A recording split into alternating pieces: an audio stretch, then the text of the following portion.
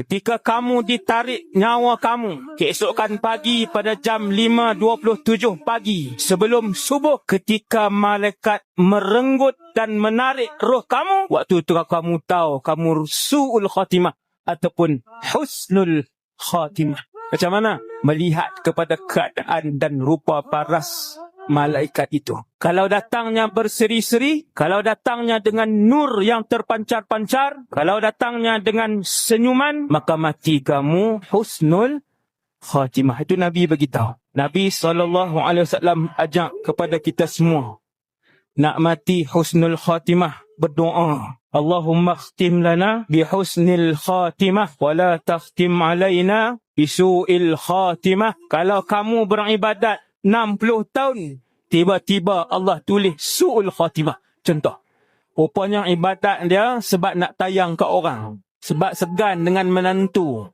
sebab segan dengan jiran.